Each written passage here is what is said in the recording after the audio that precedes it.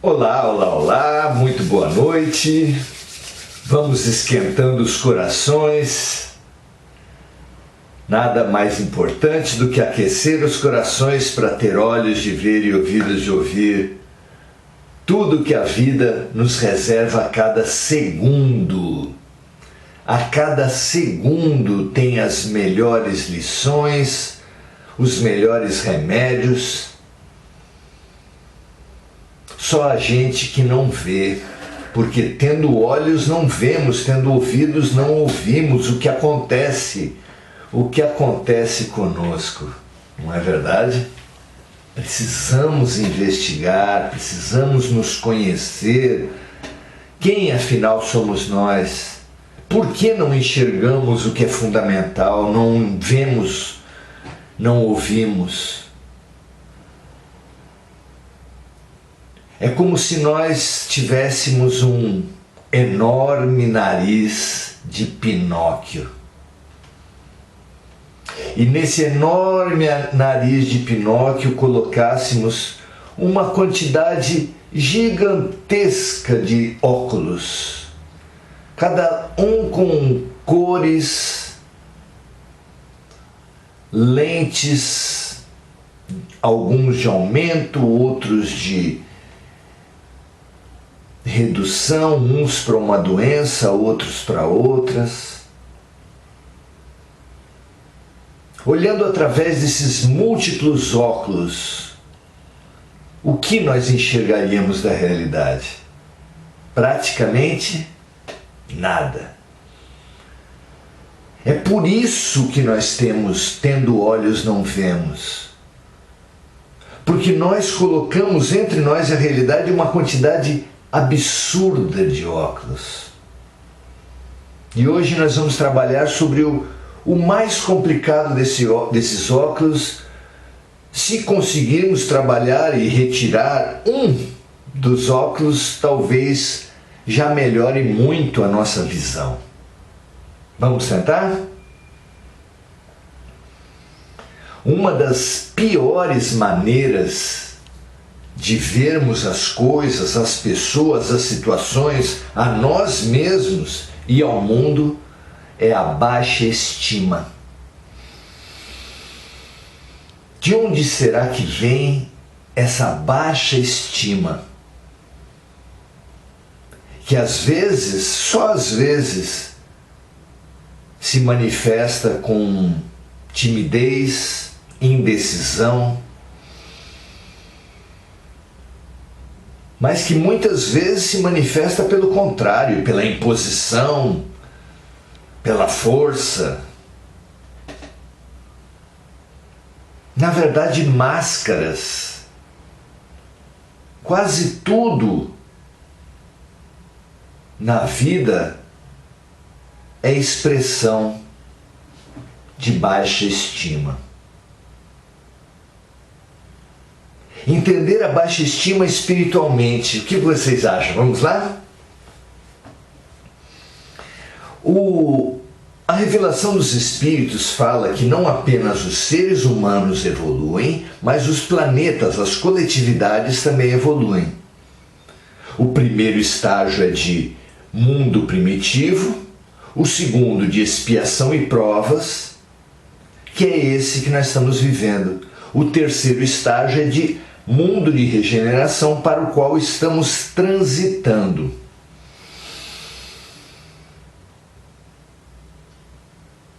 Entender a baixa estima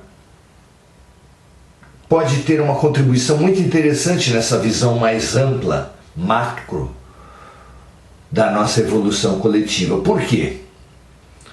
Porque a etapa de mundo primitivo tem os habitantes, tem os seres recém-erguidos da animalidade, com primeiro arremedo, o primeiro ensaio de consciência das opções que existem na vida, tomando as suas primeiras decisões, porque o animal não toma decisões. Ele apenas se deixa reger pelo instinto que tem por base o medo, que o empurra para determinadas posturas, mas não propriamente uma decisão. A decisão exige consciência das alternativas e isso nós começamos a adquirir lá no estágio primitivo, lá no mundo primitivo. E com base nessas decisões, claro, quem toma decisões erra. Evidentemente, quem toma decisões erra. Isso quer dizer que no primeiro estágio das humanidades, no primeiro estágio do nosso desenvolvimento, em que nós tomamos muitas decisões, nós erramos muito. Quando nós chegamos no mundo de expiação e provas, o estágio é daquele que tomou muitas decisões recolher as consequências das suas decisões, como expiações.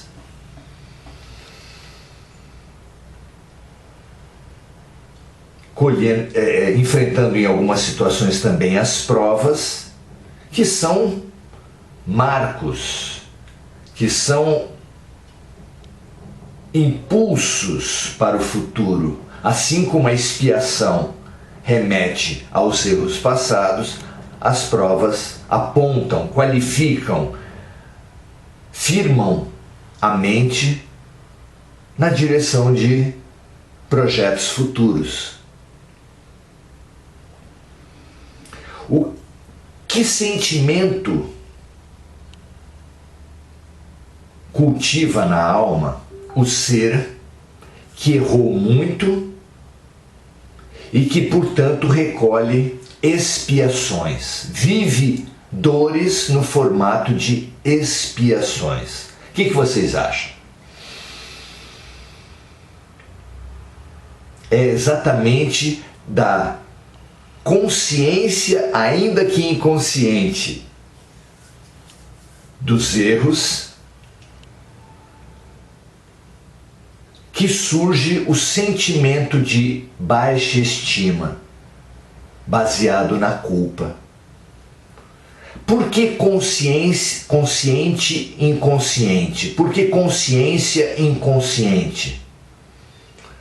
Porque nós não temos clara noção dos nossos erros passados pela dádiva, pelo remédio, pelo presente que Deus nos dá, da inconsciência.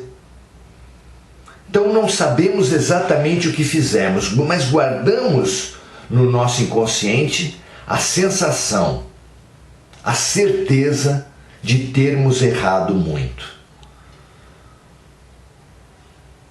A baixa estima, baseada na culpa, tem por sua vez a origem numa maneira profundamente infeliz de lidar com os erros. Sim, é certo que nós erramos. Mas com que atitude nós vivemos esses erros? Qual o sentimento que faz com que nós lidemos com os erros de forma a cultivar culpa e, consequentemente, baixa estima? Quem errou é errado. Quem errou e é errado precisa ser punido. Esse é o paradigma sobre o qual nós erguemos as principais instituições das nossas vidas. Não apenas a polícia, a promotoria, o judiciário e o sistema carcerário são erguidos sob a base do erro, do errado, da punição, da culpa.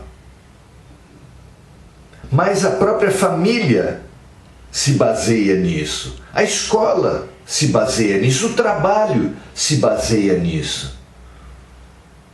Quem errou é errado e o errado precisa ser humilhado, precisa ser punido.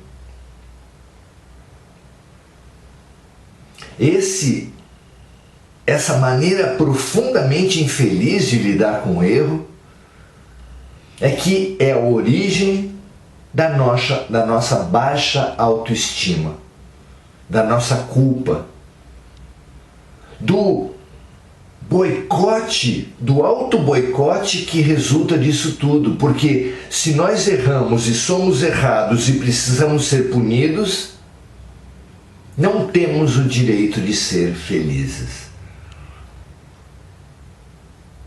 Precisamos viver na dor. Precisamos ser punidos. Porque nós não merecemos a felicidade. Eis aí a origem da nossa desvalia, a origem desse sentimento de culpa, a origem do nosso auto-boicote, que às vezes nos desvia quando estamos prestes a ser felizes, quando as coisas estão prestes a dar certo, quando as coisas começam a melhorar um pouco, a gente fala: nossa, estou desconfiando. A gente não fala assim?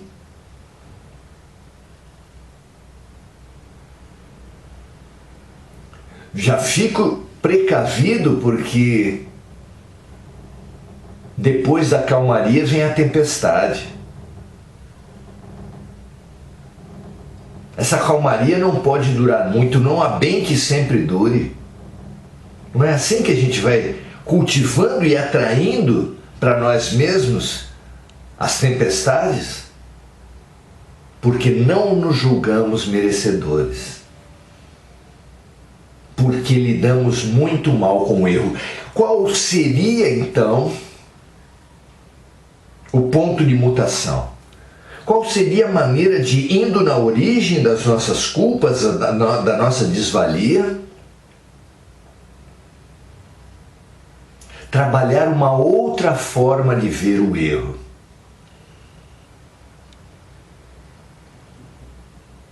Pois eu digo para vocês que todos nós já vivemos esse outro paradigma. Ao mesmo tempo, essa é a nossa ambiguidade, ao mesmo tempo a gente vive sob a ideia da acusação, julgamento, punição, mas também já vivemos um outro paradigma, uma outra forma de ver o erro, através dos nossos amores, dos nossos ensaios de amor. Nós vemos as nossas crianças tentando andar e caindo, tentando falar e trocando as letras, e a gente ri gostosamente, a gente incentiva ao acerto, sem peso, sem nem passar pela nossa cabeça qualquer ideia de julgamento ou punição ou desmerecimento. Não é verdade? Por quê? Se a ideia básica do primeiro paradigma, do paradigma da culpa, é quem errou tem que ser punido, a ideia básica desse segundo paradigma, que é o paradigma do amor, nos diz que ninguém aprende sem errar. Sob esse segundo paradigma, a vida fica leve. Não há ideia de punição, só há estímulo, só há alegria. São duas maneiras de ver e viver. E é certo que se a primeira, quem errou tem que ser punido, foi a base desse mundo de expiação e provas, de dor,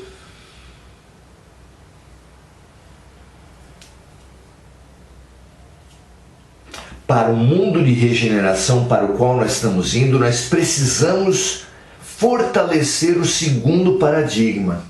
aprender a trabalhar com o segundo paradigma, que afaste a ideia da punição, do desmerecimento, da desvalia, da culpa.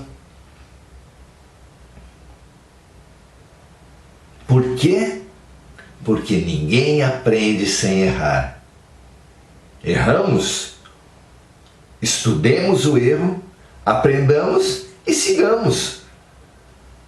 Alegres por nos desintoxicar, por nos libertar daquilo que nós fazíamos até agora há pouco de errado. Nos nossos melhores momentos a gente já faz isso. Puxa, eu lembro que até pouco tempo atrás eu pensava assim. Até pouco tempo atrás eu fazia assim. Agora não. Isso é alegre. Isso é estimulante. Não é verdade?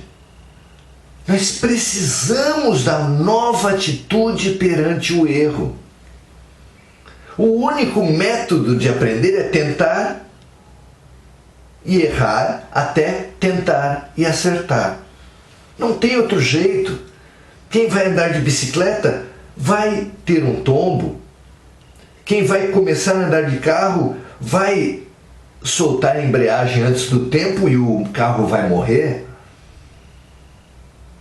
Quem aprende a falar vai errar, quem aprende a andar vai cair. Inevitavelmente. E quando vivido, olhado e vivido, com o olhar da compreensão,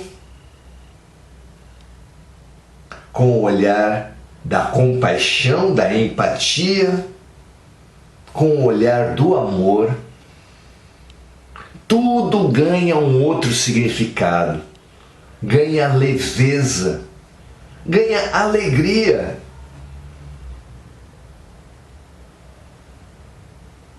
Felicidade,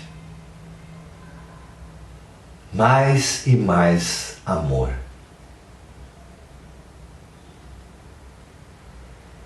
Estude isso na sua história de vida. Estude isso na sua família, nas relações humanas. Tantas vezes uns querendo jogar e atirar e aumentar culpas uns nos outros. Estude os momentos e as relações onde você tornou possível perceber o erro,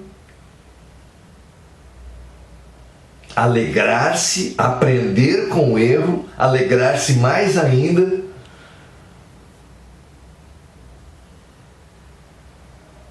A paixão de conhecer o mundo, a alegria de evoluir, de crescer, de aprender, de se curar. Nós podemos decidir e optar agora por isso.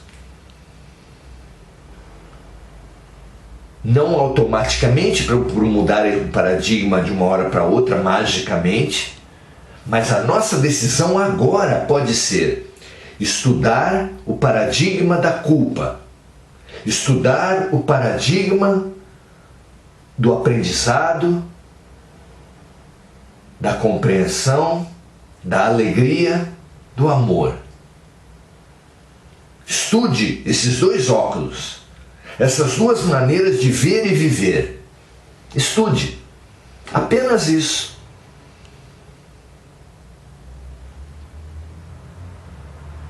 Certamente, estudando o paradigma da acusação, julgamento, culpa, punição, e estudando a observação, a análise, o aprendizado, a cura, a alegria, você vai se transformar. Não é possível dizer em quanto tempo, não é possível dizer com que intensidade, cada um tem o seu ritmo, mas é tão gritante a infelicidade do paradigma da culpa e a alegria do paradigma do amor, que só é preciso estudar nos outros e em nós, para a cada percepção da infelicidade que nos traz a culpa, da doença física, mental, social, espiritual que nos traz a culpa, porque inclusive atrai influências espirituais igualmente desarmonizadas. Assim como estudar a compaixão, a alegria, a gratidão inerentes ao processo de aprendizado, a alegria de aprender, atrairá de uma maneira irremediável, inevitável, para nós sairmos da infelicidade e caminharmos para a felicidade.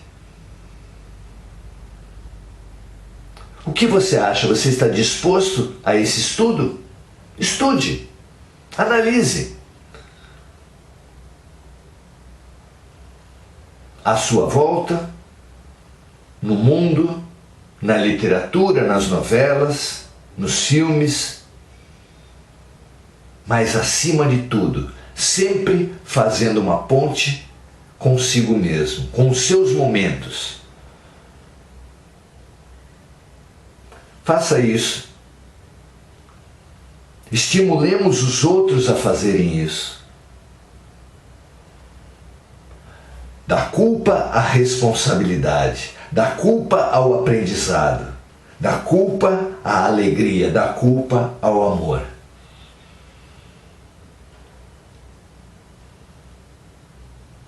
Certamente você vai passar da desvalia para perceber os seus potenciais, o seu valor, a sua capacidade de aprender e superar-se.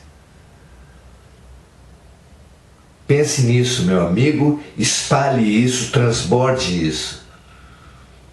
Façamos desse nosso momento agora um momento de faxina, como se nós pudéssemos tirar com as mãos do nosso coração, da nossa mente, toda a ideia de desvalia, de baixa autoestima, de culpa, sem precisar instalar nada, só pela percepção de como cheira mal, como envenena, como intoxica, como infelicita. E tirando de nós mesmos e vendo brotar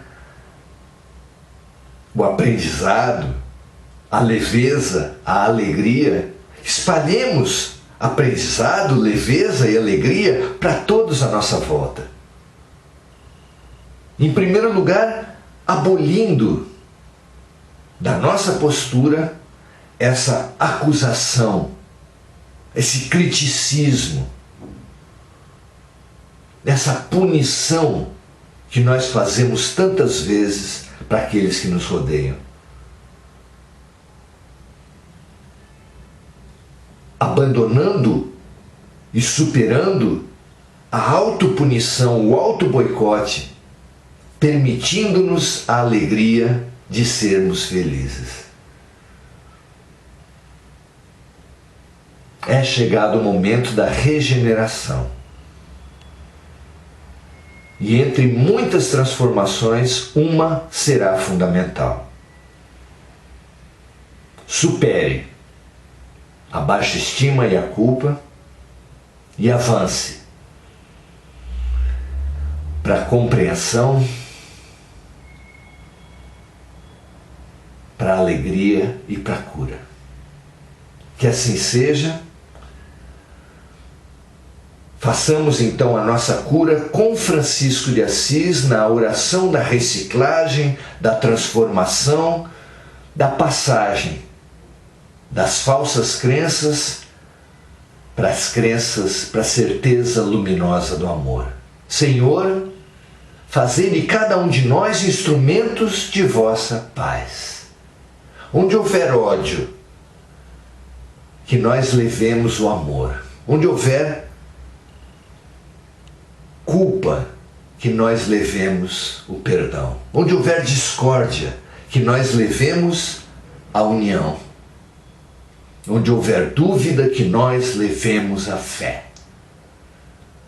Onde houver erro, que nós levemos a verdade. Onde houver desespero, que nós levemos a esperança. Onde houver tristeza, que nós levemos a alegria. Onde houver trevas, que nós levemos a luz. Ó Mestre, fazei com que procuremos mais consolar, que sermos consolados, compreender, que sermos compreendidos, amar, que sermos amados. Porque é dando que receberemos, é perdoando que seremos perdoados. É ajudando na transformação, no aprendizado, na cura dos outros, que nós seremos ajudados em nossa transformação, em nosso aprendizado, em nossa cura, pelos amigos de mais alto. Colocando-nos todos na perspectiva da vida eterna. Graças a Deus, graças à nossa união, muito feliz por termos escolhido passar esse momento juntos.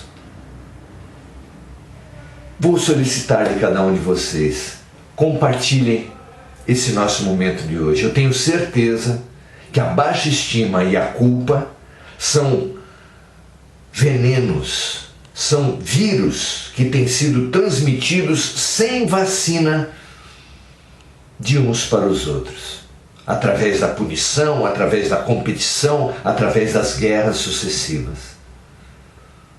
Espalhemos o paradigma da compreensão, do perdão, do aprendizado e da cura.